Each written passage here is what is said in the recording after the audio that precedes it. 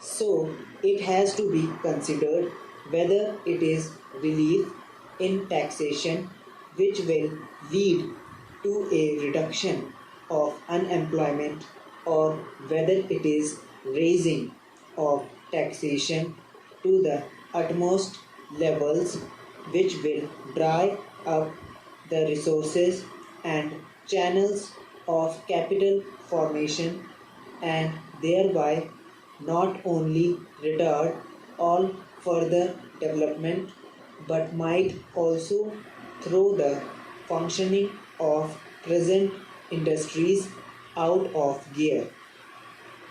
So, my submission is that when the Taxation Inquiry Committee has been appointed, it is only logical to expect that no substantial changes in the taxation structure will be made until the findings of that expert committee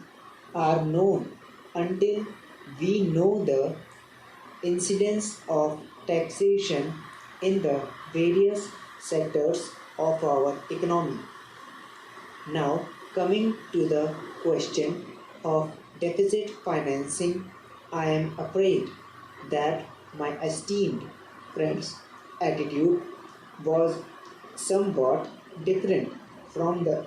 line of opinion in the business and industrial community. Not that we advocate deficit financing for bringing any artificial rise in prices, but the fact is that those who have criticized deficit financing have not suggested any other alternative or made any other constructive suggestion which will bring about necessary development plans.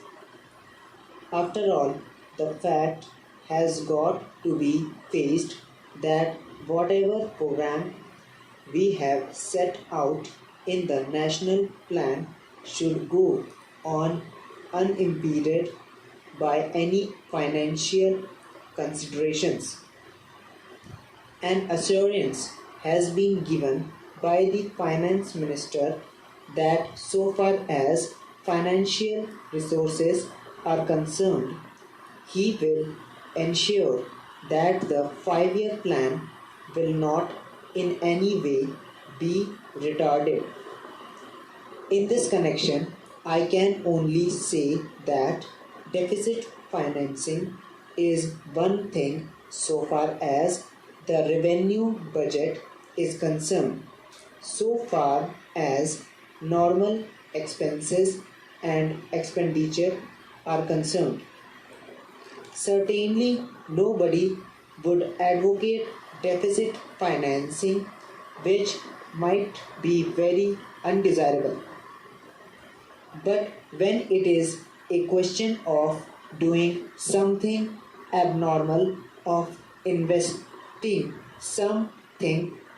in productive channels, then certainly some risk has got to be taken, and I think the finance minister has been fully cautious in taking whatever measures he has so far. We know the measures that the government took for contracting money supply about the end of 1950, and certain other measures adopted which brought about a slump.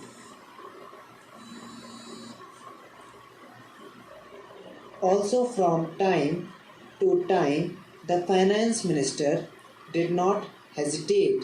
to mop up the surplus, which has the records would show has been about rupees 300 crores